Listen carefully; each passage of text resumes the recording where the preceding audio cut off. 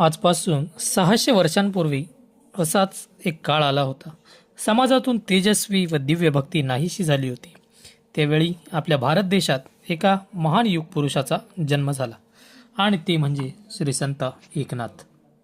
एकनाथांचे वडील सूर्यनारायण आणि आई रुक्मिणी होते.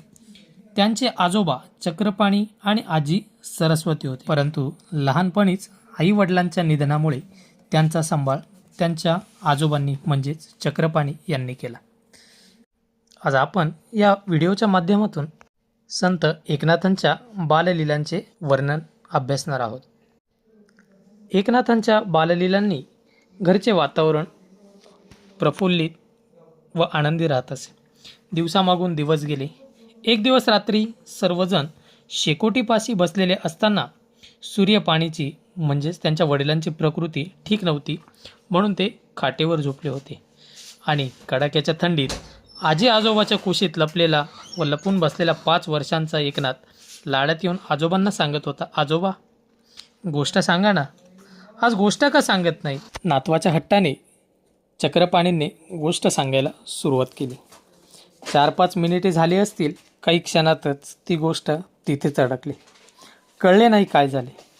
एकनाथांचे सानुले निर्दोष नेत्र आजूबाजूला चमत्कारिक नजरेने पाहू लागले. आजोबाही शेकोटीपासून उठून सूर्यपाणीजवळ गेले. मागोमाग एकनाथाला खाली ठेवून आजीही गेली. गोष्ट एकाएकी बंद पडली होती. आजोबा आजी अकस्मात रडू लागली होती. एकनाथाला कल्पना देखील नव्हती की मोठी माणसे त्याच्याप्रमाणे रडत असतील. आजोबा आजीच्या रडण्याचे त्याला आश्चर्य वाटले. थोड्याच वेळात उघड्या डोक्याने एकामागून एक माणसे गोळा झाली.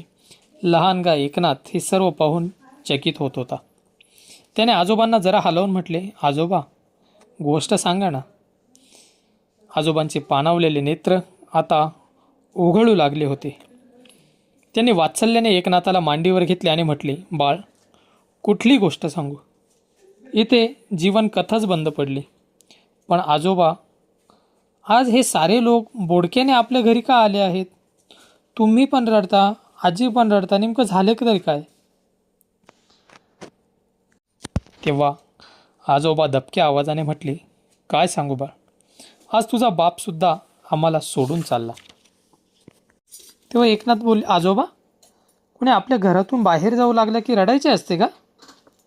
मग त्या दिवशी आपला मामा आपल्या गावी गेले तेव्हा त्यावेळी कोणी रडले का नाही. कारण एकनाथांना मृत्यूची कल्पनाच नव्हती. त्यांच्या या सरळ साध्या प्रश्नाने तेथे जमा झालेल्या लोकांच्याही डोळ्यांमध्ये अश्रू तरळले होते. एकनाथांची समजूत काढण्यासाठी चक्रपाण्यांनी पुन्हा त्याला उत्तर द्यायचे ठरवले. बाळा तुझा बाप कुठे गेला ते तुला कसे समजावू.